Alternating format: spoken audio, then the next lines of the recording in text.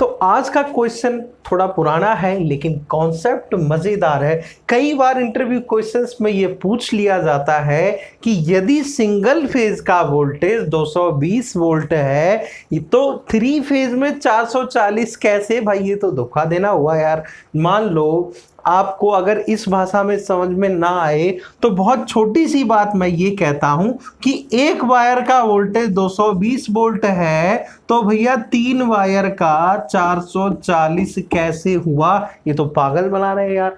ये कैसे पूछ लिया? कॉन्सेप्ट कुछ बैठता नहीं है, क्वेश्चन कुछ भी बना देते हैं। ऐसा नहीं है। जानते हैं क्या कलेश है इसके पीछे और कैसे ये गुना भाग करके 440 आया? तो चलिए समझते हैं आज के वीडियो में। Hello dear student, this is Aman sir, और अगर आप चैनल पर नए हैं तो चैनल को कर लेंगे सब्सक्राइब। तो चलिए समझते हैं आज का कॉन्सेप्ट। तो यहाँ पर जो है ये 440 वोल्टेज की कहानी क्या है, उसके लिए मैं आपको थोड़ा सा सिंगल फेज और थ्री फेज का डेमो दिखाता हूँ।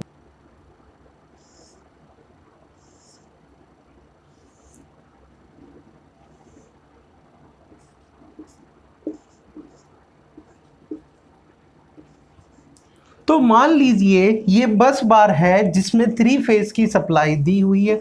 हाँ जी, दी हुई है। अब थ्री फेज की सप्लाई में जब हम मेजर करते हैं यानी जब कैलकुलेशन करते हैं, मैंने आपको बताया था कि सीरीज लैंप के द्वारा हम फेज टू फेज वोल्टेज भी नापते हैं और लाइन वोल्टेज भी नापते हैं और फेज वोल्टेज भी नापते हैं। तो चलिए आपको मैं फिर से याद दिला देता हूं। मान लीजिए ये थ्री फेज है, हमारे पास वोल्ट मीटर अवेलेबल है। चलो मान लेते हैं यार, वोल्ट मीटर से आप माप रहे हो, बहुत अच्छी बात है।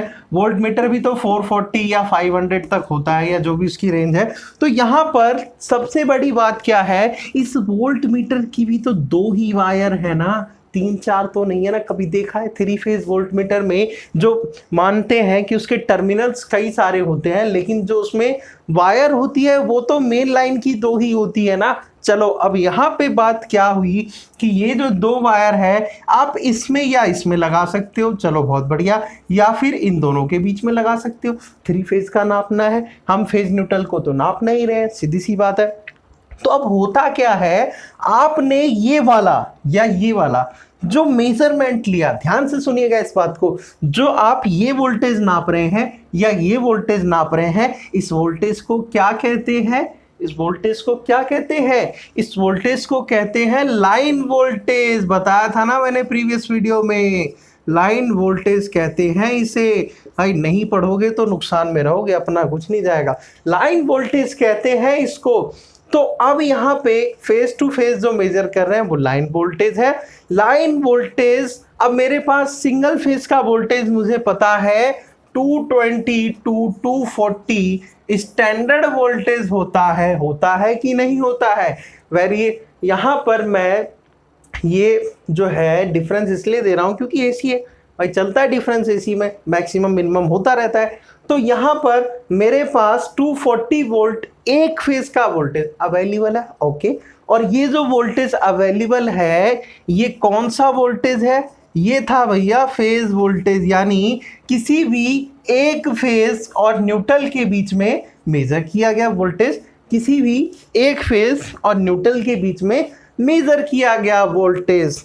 अब मैं आपको स्टार डेल्टा वाला कॉन्सेप्ट याद दिलाता हूं। तो हमें यहाँ पर क्या निकालना है? लाइन वोल्टेज निकालना है। तो अब जरा मैं आपको याद दिलाता हूं कि जो हमारा लाइन वोल्टेज होता है वो √3 फेज वोल्टेज के बराबर होता है।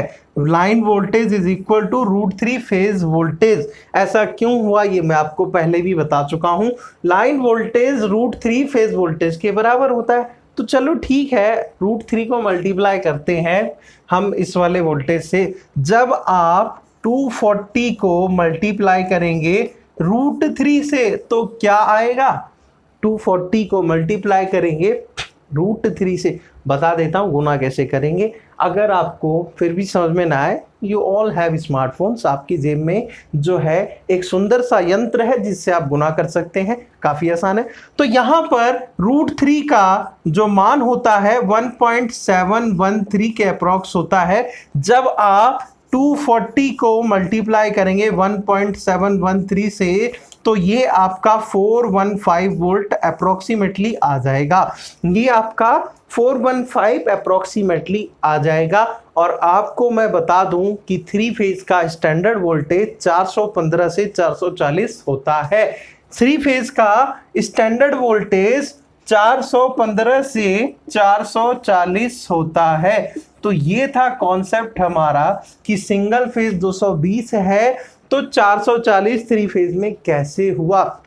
परेशान होने की जरूरत नहीं है, वीडियो को रिवाइंड करिए और फिर से समझिए। फिर भी समझ में ना आए तो कमेंट बॉक्स रेडी है या फिर हमारा व्हाट्सएप सपोर्ट रेडी है, बस क्वेश्चन पूछने वाला होना चाहिए।